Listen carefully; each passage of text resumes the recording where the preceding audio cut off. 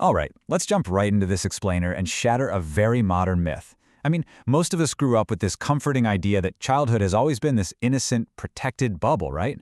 A sacred time for play, schooling, and just, developmental wonder. Well, the historical record tells a profoundly different story. For the vast majority of the 300,000 years that anatomically modern humans have existed, kids were absolutely not protected beings.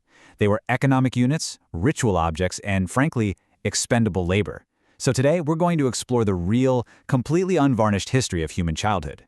The history of childhood is a nightmare from which we have only recently begun to awaken. That is a seriously chilling quote from historian Lloyd DeMoss, and it perfectly captures what the archaeological and anthropological records are actually showing us. Far from being some natural state of grace, the whole concept of a protected childhood is shockingly recent. As we'll see, for pretty much all of history, societies actively extracted value from their youngest members. So here is our roadmap from caves to classrooms, organizing this history by age. 1. Infancy, the survival lottery. 2. Early childhood, becoming property. 3. Middle childhood, the laborers. 4. Adolescence, tools of the state. And finally, 5. The modern childhood experiment. Okay, starting with Section 1, Infancy, the survival lottery. Imagine flipping a coin for your life. Up to 50% of all Paleolithic hunter-gatherer infants did not survive to see their 5th birthday. Birth itself was highly lethal, and these infants were up against famine, predators, and disease. But we also have to talk about something that makes modern readers deeply, deeply uncomfortable, and that's infanticide. Across virtually every pre-agricultural society, infanticide was a brutal but entirely common resource management strategy. If a baby was born during a famine, or even just born too close to an older sibling, they were often left to die, simply because a nomadic band physically couldn't carry them all. It literally wasn't considered murder, it was just considered necessary for the survival of the group. And as societies became more settled and civilized, this casual relationship with infant death didn't just disappear, it actually became institutionalized. Take ancient Rome. Infant exposure was actually codified into law under the Patria Potestas, which was the absolute legal authority of the father. Picture this. When a baby was born, it was placed on the ground. It literally did not become a legal person unless the father chose to physically lift it up. If he just turned away, that newborn was instantly disposable property, left at a crossroads or a rubbish heap to die, or, to be picked up by slavers. When later eras actually tried to fix this problem of abandoned babies, the results were just catastrophic. In the early modern period, cities set up these foundling hospitals to take in unwanted infants anonymously. The mortality rate in London was 60%. In Paris, it hit a staggering 90%. Because they had absolutely zero understanding of germ theory and wet nurses were being shared among dozens of babies, these well-intentioned institutions inadvertently turned into mechanisms for slow-motion mass infant death. Moving right along to Section 2, Early Childhood, Becoming Property. Let's look at Aztec society to see how they socialized their young kids. Let me tell you, there was absolutely no concept of a carefree toddler phase. Children were trained from a very early age to avoid idleness completely. Little boys accompanied their fathers to markets to carry firewood. Girls were taught spinning, weaving, and heavy household labor. And this wasn't just, casually helping out around the house. This was a strict, highly disciplined socialization process. Basic daily chores were inextricably linked to absolute humility and strict religious duty. Here is a huge historical twist. The invention of agriculture actually worsened early childhood. While Paleolithic hunter-gatherer toddlers surprisingly enjoyed a high degree of freedom and free play in mixed age groups, kids in ancient agricultural empires were facing a much, much harsher reality.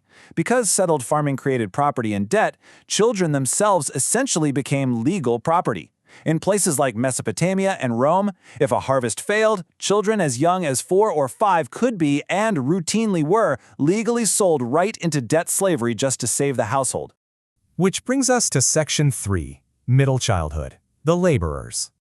Today, we usually view middle childhood as this crucial time for developing critical thinking and socializing at school. But back in the day, the medieval church defined age 7 as the age of reason.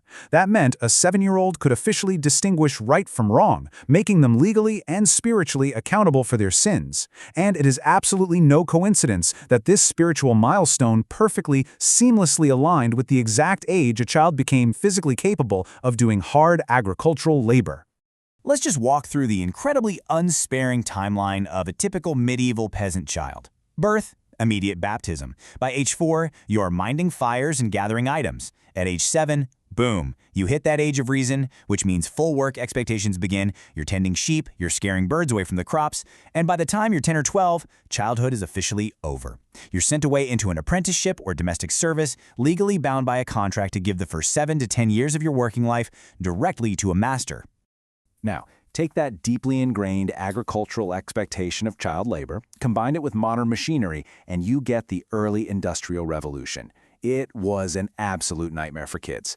The machinery was explicitly designed to exploit their small size. I'm talking about 5-year-old trappers sitting in pitch-black coal mines for 12 hours a day just opening ventilation doors. Chimney sweeps as young as 4 sent up boiling hot flues, developing the very first documented occupational cancers. And little piecers using their tiny fingers to fix broken textile threads on massive heavy machinery that literally didn't stop moving, which led to horrifying routine amputations. But hey, exploitation wasn't strictly physical. If we shift over to Ming and Qing dynasty China, we see a totally different kind of intense psychological burden, specifically for elite children. For them, middle childhood was just entirely consumed by an anxiety-inducing pipeline. It was this relentless world of early study, strict rote memorization, and corporal punishment, all building up toward these incredibly high-stakes imperial examinations. These kids were pushed to their absolute mental limits, not for, personal growth, but because passing those exams was the singular vehicle for the entire family's social and economic advancement. Section 4. Adolescence. Tools of the state. So fun fact, the teenager is a remarkably recent social invention. We're talking late 19th century here.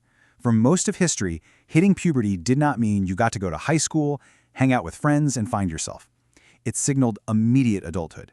The second you hit puberty, you were instantly eligible for marriage, heavy adult labor, reproductive obligations, or warfare. And we see this rapid pipeline to adulthood actively weaponized in ancient Sparta with an institution called the agoge.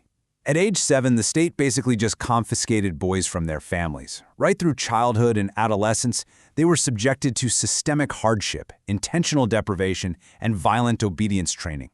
The whole point of this brutal process was the complete erasure of the individual self, replacing it with absolute duty in order to manufacture a permanent, highly disciplined military elite. The child was simply and literally a tool of the state. Finally, Section 5. The modern childhood experiment. The modern era presents us with this really profound paradox. On one hand, we've seen the most dramatic improvements in human history. We're talking plunging infant mortality, the creation of the UN Convention on the Rights of the Child, the absolute game changer of antibiotics and vaccines.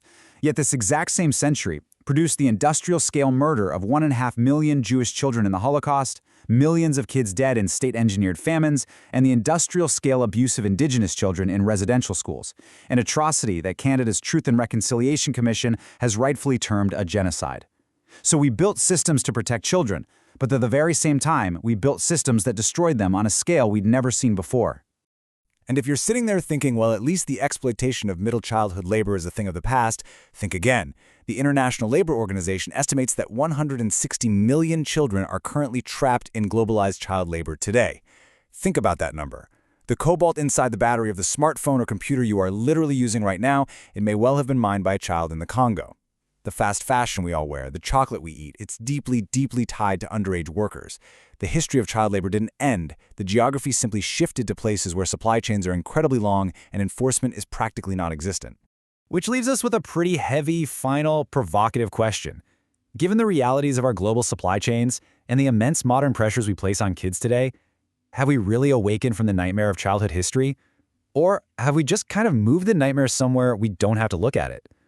It's something we all need to deeply consider as we think about what we truly owe to the children alive right now. Thanks so much for joining me on this explainer. Keep questioning the history you think you know.